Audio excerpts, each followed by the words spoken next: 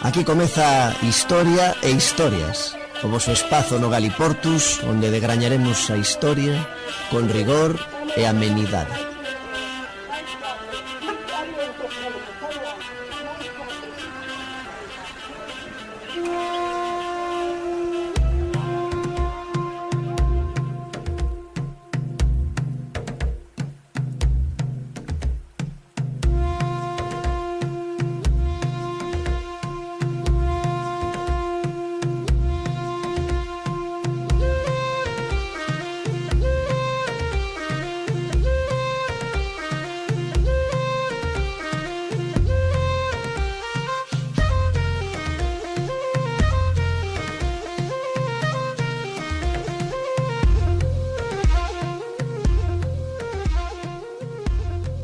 Ola, moi boas, son MJ Pérez e paso por aquí para sumarme a falar da figura de Inés de Castro.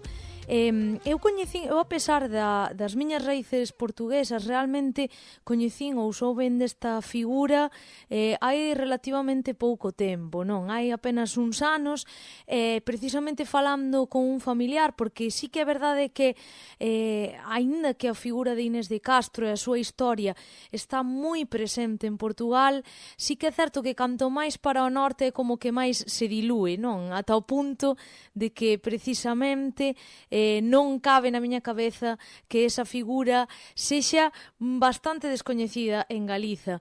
Debo dicir que cando souben da súa historia, que me contaron 4 pinceladas e sobre todo a parte máis espectacular, que é coa que se queda a xente de primeiras, a verdade é que a min fascinoume, mas unha vez comecei a mergullar moito máis na súa figura, na súa historia, en todo ao que rodea a Inés de Castro, é imposible non sentir esa fascinación por ela, e precisamente a historia da arte tamén así non lo demostran, pois o propio Camões escribiu sobre ela, dende Camões ata a nosa Rosalía de Castro escribiu sobre Inés de Castro.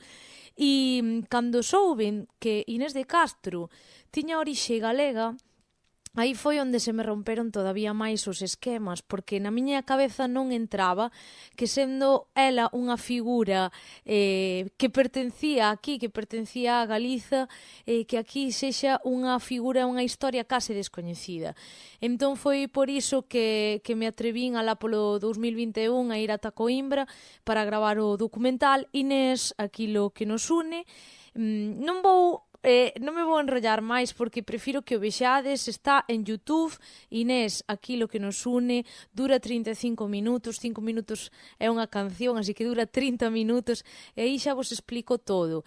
De verdade, súmome a esta conversa que estades tendo sobre esta figura, e só dicirlle a xente que iso, que mergullen, porque de Inés de Castro saen moitos fíos dos que tirar, non? Arredor da súa historia hai moitas máis historias, e se tedes ocasión algunha vez de ir ata Coimbra, de ir ao mosteiro de Alcobaça e de mergullar físicamente nesa historia, eu, sen dúbida, é algo que vos recomendo. Ir a visitar os túmulos de Pedro e de Inés, para min é unha das cousas máis incribles que lembro, non? De cousas que fixen, de cousas que visitei.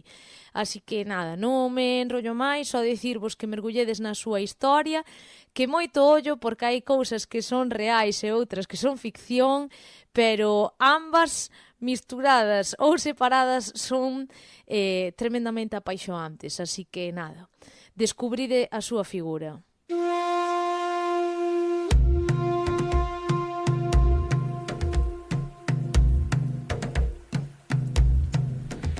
Inés de Castro naceu en 1320 ou 1325 na Galiza. Era filla ilexítima do nobre galego Pedro Fernández de Castro, o da Guerra, e dunha dama portuguesa, Aldonsa Suárez de Valadares, e irmá de don Fernando e don Álvaro Pires de Castro.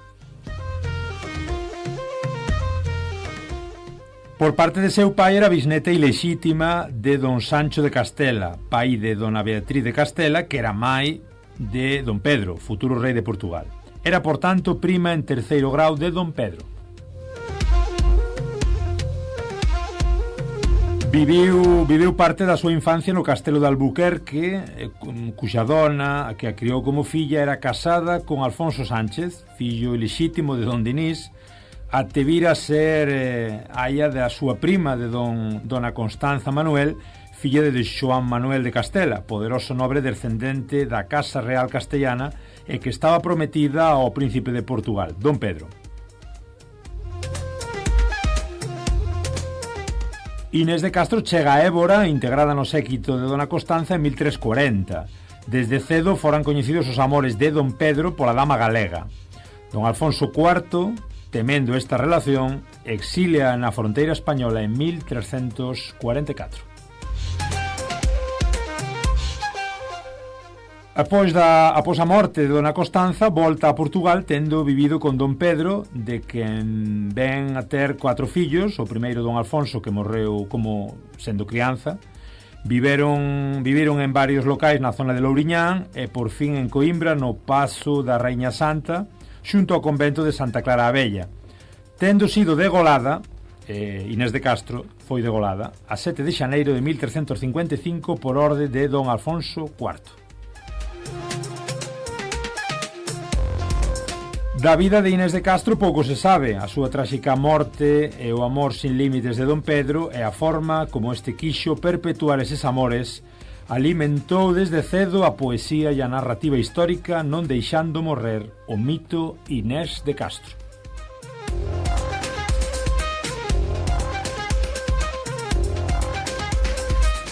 Isto que acabades de escoitar son as pequenas liñas da biografía de Inés de Castro. Podes encontrar na páxina da súa propia fundación, a Fundación Inés de Castro, Fundación Inés de Castro en internet. E o que escoitabades antes eran unhas palabras que nos deixou un audio moi simpático que quixemos tamén colocar aquí da nosa querida amiga MJ Pérez, MJ, xa sabedes, a cantora galaico-portuguesa que xa tivemos aquí no Galiportus.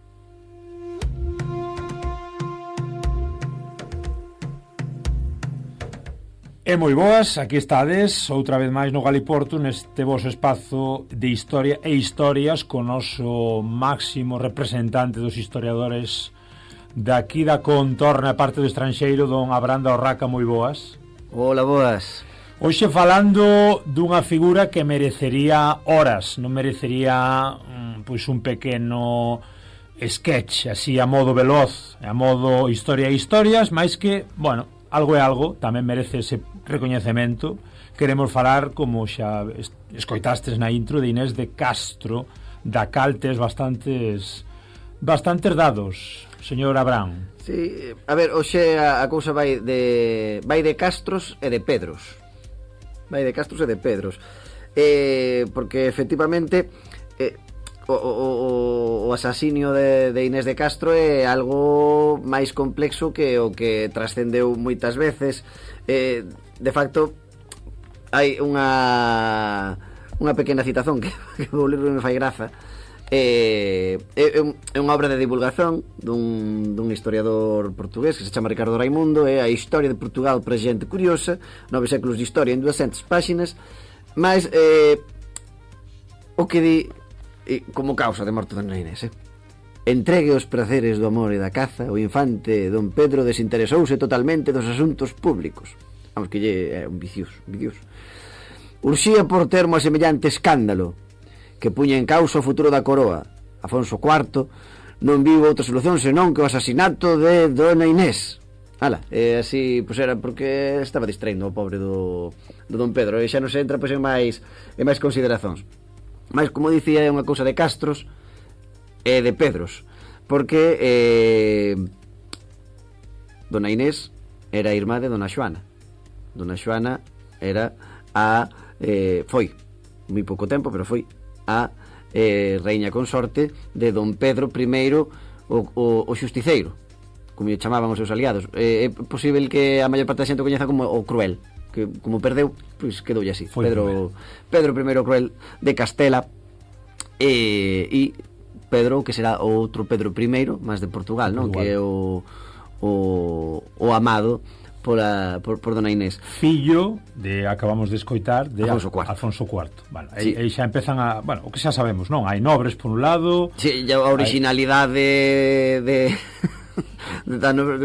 todos o mesmo nome. Mira que non podía, non sei, eu xa me imagino a nobreza medieval como cando entras nunha granxa e están así con marcas nas orellas para saber o número da vaca, da ovella, do que sexa, porque senón non hai xeito. Afonso que Afonso. Temos nobreza galega, por tanto, moi metida na corte portuguesa. Efectivamente, por ese contexto. Por que é Pedro I de Castela o Cruel? Pois porque se enfrontou ao seu medio irmán, que era Enrique II de Trastámara, o bastardo, porque era un fillo ilexítimo.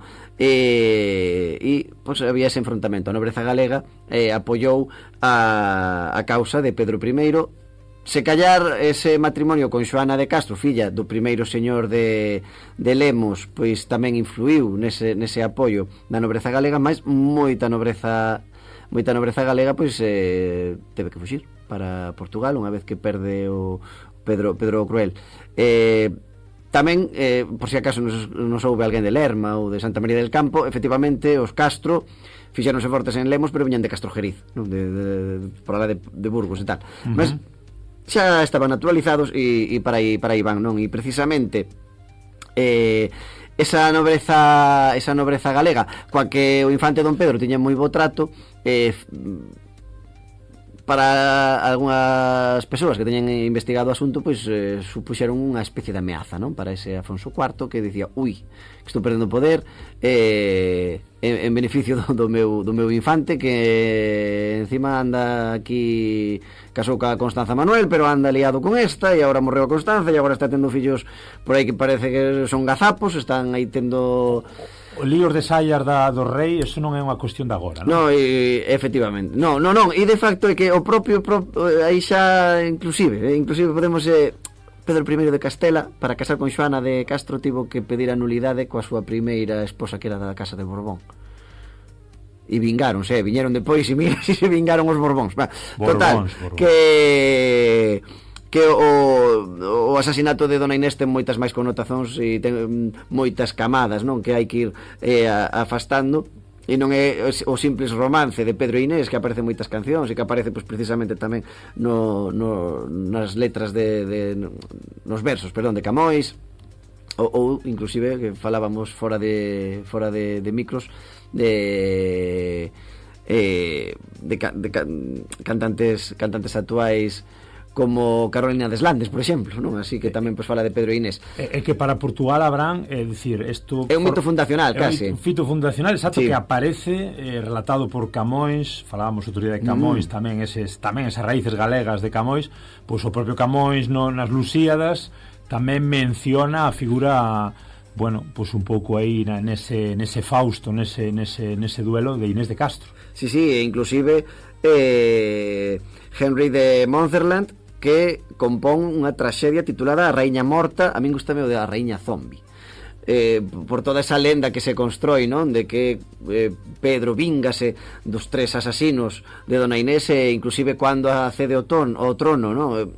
Tendose enfrontado co seu propio pai, con Afonso IV. Unha guerra civil, unha vez que se entera de que lle matou a amada. Efectivamente, enfrontase o pai, e tamén se gaña o alcume do Cruel. Temos dous Pedros xusticeiros e dous Pedros cruéis, de dous lados dunha liña debuxada nun mapa, e está pois esa lenda, non? De que puxo ali a Dona Inés de corpo presente, o que quedaba de corpo presente, e obrigou a nobreza a xurarlle, non? Lealdade a esa raíña póstuma, beixando a súa man, non? Así, dai o que eu prefiro pois, o da Raíña Zombi, que queda máis nos tempos que corren de Walking Dead e tal, pues, queda máis comercial. O pai, por que Alfonso IV non a quería? Digamos, porque non quería outro tipo de alianzas que non iban ben co reino?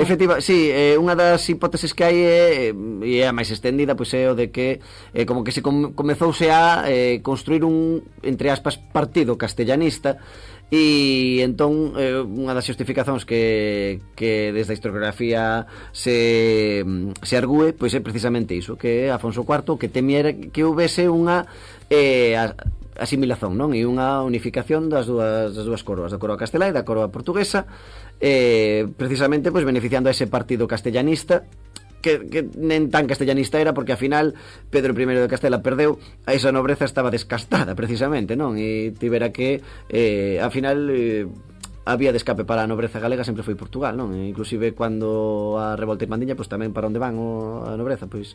E neste caso pois estaban a posiblemente fuxir desas posibles represalias por parte de Enrique II de Trastámara, xa asentado como rei de Castela, non? E tiña ese medo.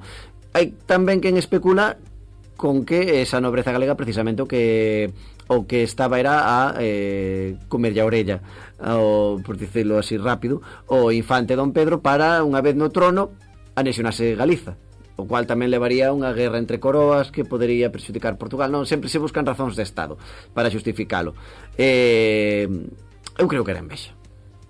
Sí, porque Inés era coñecida tamén, era moi alta, era coñecida como colo de garza, tiña que ter un pescozo terrible, era un pescozo enorme, esbelta, era, claro, era así de damas moi especiais. Si nos fala un pouquiño, claro, tal vez está romantizado, pero si nos fala tamén deses matrimonios medievais e nen tan medievais, de vamos xuntar o patrimonio, e depois pois aí penso que trascendeu precisamente por iso, por esa historia de amor xenuíno, non? De que Pedro quería tanto, non? Que, pois, de facto, cando morre Constanzo, o pai tenta casalo con outras, e sempre rexeitou, non? Entón, pois, quedou un pouco como esa imaxe tamén romántica, non? E posiblemente pois moito descafeinada do que realmente era Inés, non? E o que ela era como persoa e actuando por sí. O caso é que aí estamos navegando un pouco entre realidade e ficción, entre tradición, factos históricos e lenda. O que sí que sabemos que despois desta guerra contra o pai, contra os irmáns, o medio irmáns e demais de Don Pedro I, chega ao trono, bueno, unha vez que ela pois que xa non está, parece que a partir de aí comeza un pouco o mito, non? Pedro, digamos que exixe que se lle, bueno, digamos que se lle recoñeza a súa figura en Alcobasa, con os túmulos. Sí, porque asegura que el casara en segredo con ela. Por contextualizar, creo que ainda non o dixemos en ningún momento, estamos a falar de mediados do século XIV. Correcto, claro, falamos foi a semana pasada, claro. Correcto. Sí, porque non sei se en algún momento dixemos. Sí, na intro, sí. Vai ben. 1320 creo que era ela, 1340, 1350, por aí, andamos no século XIV. Estamos a falar, o asasinato si é nesa altura, non? Aí na metade do século XIV. E efectivamente, si, o que me comentabas que... Sí, nada, o de Alcobasa, non? Que ela, bueno, despois xa queda como un mito per século. Sí, son, pues, hai sempre esas parellas, non? Teñen Romeo e Julieta na Italia, os amantes de Teruel teñen na España, e teñen a Pedro e Inés en Portugal, non? Sempre teñen a John Smith e Pocahontas en Estados Unidos, non? En Imperiolandia. Entón, pois é así un pouquiño... Sí. Unha das grandes, Inés de Castro en Portugal, séculos despois. A pregunta é, como dicía María MJ Pérez, por que ese descoñecemento do lado galego? De alguén que tamén foi nosa. Sí, no, e que nunca renunciou ao carné, non? Ela non rompeu. Tiña unha camisola do Deportivo ali no Castelo, de feito, non? Era así... Inés de Castro, deportivista ali no Castelo. Sí, e o que decía MJ, non? O MX, pues, efectivamente que a xente confira ese documentario, porque aparte xa viron que MX é como nós, que di que non se vai enrollar, e despois pois somos persianas, entón pois... Historia e historias, aquí no Galiportos, fa hoxe falando de Inés de Castro.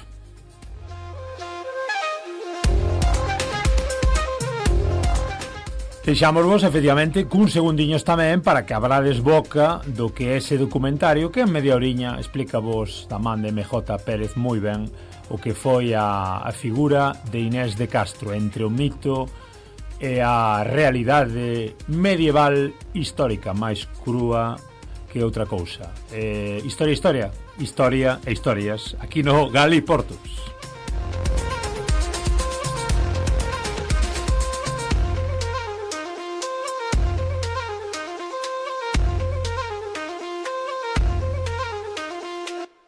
Hoxe preséntome ante vós en calidade de narradora para contar unha historia fascinante. Sempre falamos de Galicia e Portugal, de tecer pontes e crear lazos, mas existe unha figura que marcou a historia de Portugal varios séculos atrás e que representa un vínculo entre ambos territorios. Unha figura e unha historia case descoñecidas a esta beira do Miño. Ela é Inés de Castro e é aquilo que nos une.